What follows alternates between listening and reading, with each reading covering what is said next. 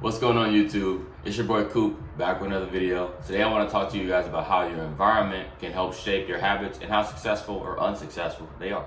Before we get into the video, it would be great if you could click that subscribe button down below and hit the bell icon so you're notified whenever I post a video. But let's get right into the video. So like I said, I wanted to talk to you guys about your environment and how that helps shape how successful your habits or unsuccessful your habits are. But environment is kind of a broad term, so let's break that down a little bit. Your environment is really anything that you expose yourself to or anything that is exposed to you. It can be comprised of things like your living space, your workspace, your car, like the space in your car or vehicle, your friend groups, things like that. It's like just typical things day to day that can affect how your habits are performed throughout the day. So I got this idea. Right now I'm reading the book Atomic Habits by James Clear. If you have not read that book, I highly recommend it. It's a great read, and it's helped me think about things in a dramatically different way. So that brought me to this video. So like I said, your environment is composed of numerous amounts of different spaces or interactions, if you will, and these things can help shape how building habits or breaking habits, the success or unsuccess rate of those things. The main example that I can think of is, as of late, so I got a new job and I'm working at a completely different place, working in a completely different environment as opposed to my previous job. And how different the environments feel has dramatically changed how I look or how I observe certain aspects of the job. For example, so I'm a personal trainer. My job previous to this one was a small boutique studio kind of thing. It was very, very intimate. It was one-on-one, and the studios were relatively small. So I didn't get a chance really. I bonded with my clients, but there wasn't a whole lot of time to bond with other coworkers and kind of pick their brains and see what they were doing and all of that. So there wasn't like an external push, not a push, but there wasn't any external, well, push is the only way that I can describe it, to grow. There wasn't much kind of give and take in terms of a relationship that I built with the trainer, kind of what were they doing that I wanted to implement, and those kinds of things. So there wasn't any external push to grow in any way. I feel like throughout my time spent there, I grew as a personal trainer and I grew as a person, but maybe not as much as I would have liked. I spent quite a bit of time there. So looking back, I think if I had been in a different environment, maybe I'd be in a different mind space than I am right now.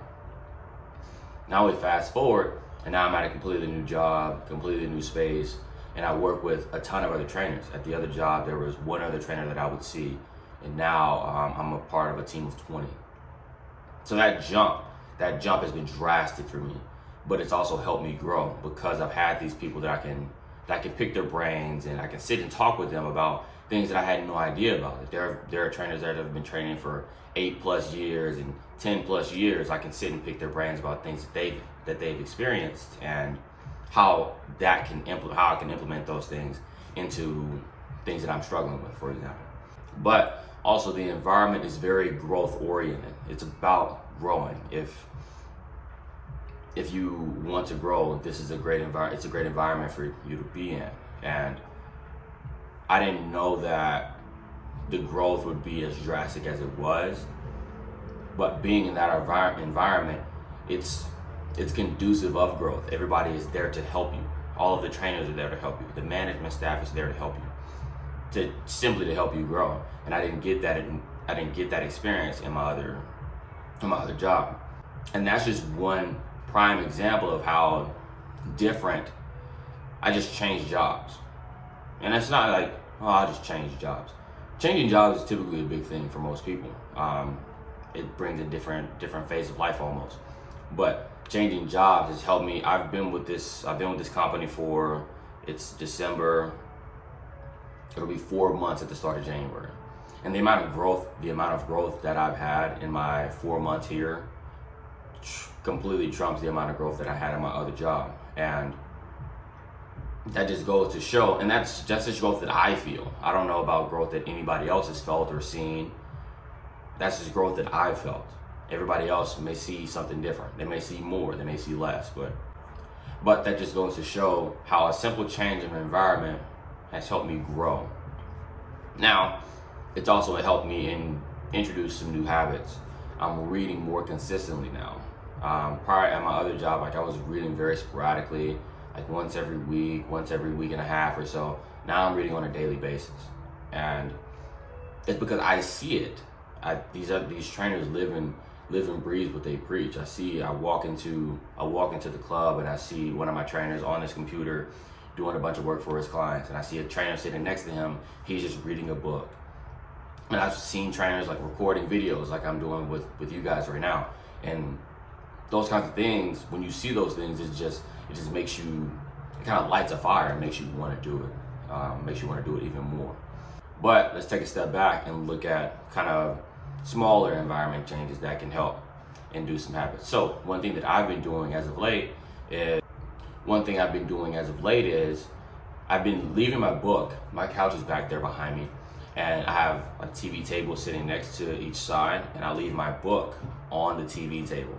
That doesn't sound like a small or a large thing, but that book always being there, I know I'm always, when I eat, I typically either eat here at the table or eat in the couch.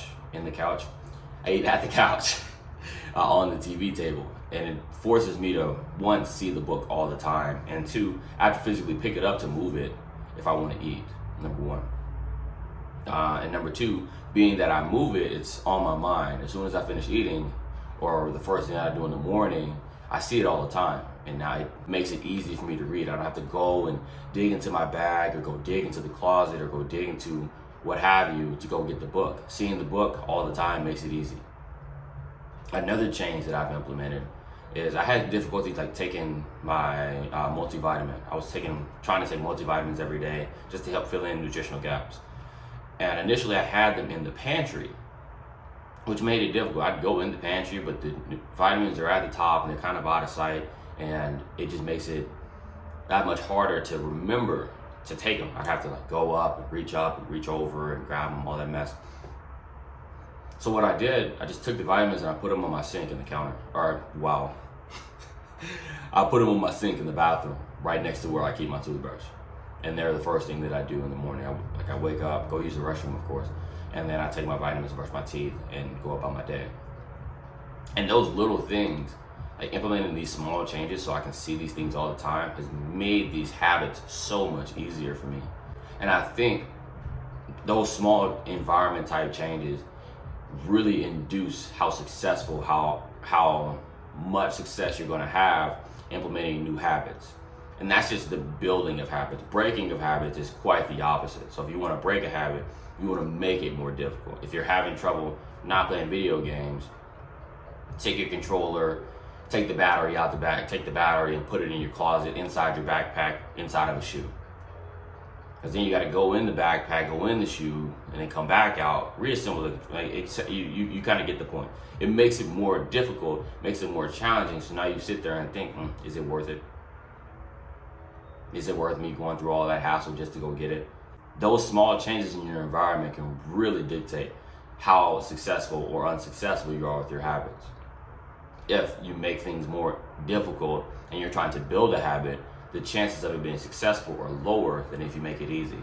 Again, I highly recommend getting that book. Grab that book by James Clear.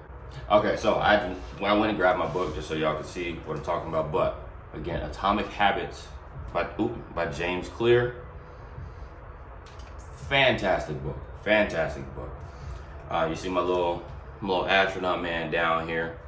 There was a little thing on the other end that said, "Never stop looking up," but clearly it broke off.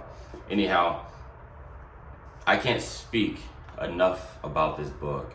If you ask anybody that reads about this book, I haven't heard anything but great things, and I see why. But that brings us to the end of today's video. If you like today's video, please hit that like button down below and click the subscribe button. I upload videos twice a week, so it'd be great if you hit that bell icon so you're notified whenever I post a video. But that's it for today's video, guys. I'll catch you on the next one. Peace.